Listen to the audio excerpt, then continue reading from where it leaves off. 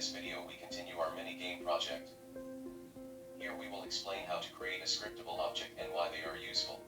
In our enemy AI script, we can see many variables with values like start heal points, soldier damage amount, etc. Every time we assign our script to an NPC, it will receive a copy of these variables.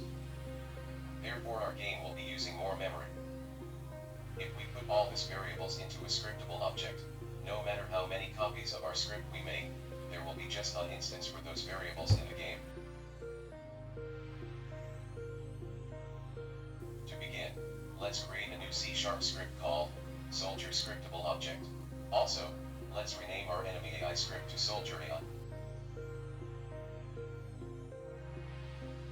In our Scriptable Object script, let's remove mono behavior, and derive our class from Scriptable Object instead.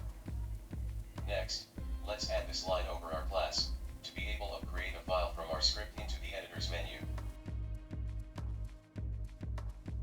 Now, we can right-click anywhere in our project files, go to the menu, Create, Scriptable Object, and there is our Soldier Scriptable Object option. The next step is, pass all the variables we want to store in our scriptable object, and set them as public. After all, scriptable objects are that, a special data container.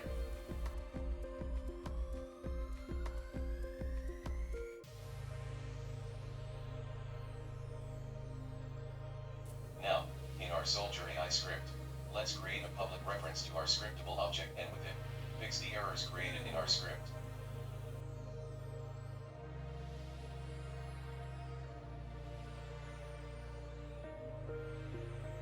Next, in our spawner script, let's also create a reference to our scriptable object. Like that, we can assign our scriptable object in the editor, and pass its reference to our Soldier AI script when it will be instantiated. Now, let's create our new scriptable object which contains our NPC stats. Let's call it Soldier. Next, let's assign our Soldier scriptable object to our spawner scripts. Noticing that our spawner scripts also have a reference to the graphics for our soldiers, let's also put this reference into our scriptable object.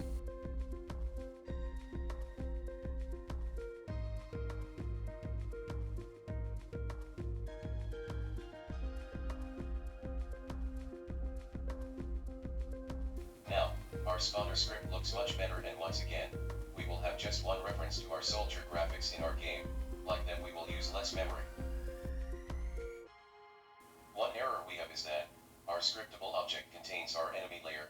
Since this variable will have different values at the same time during our game, we will need separated references to it, so let's put it again in our Soldier AI script. As we can see in this little test, everything runs just like before. The difference is that we are using less memory now. If you found this video helpful, consider to subscribe and like, so you help others to find it.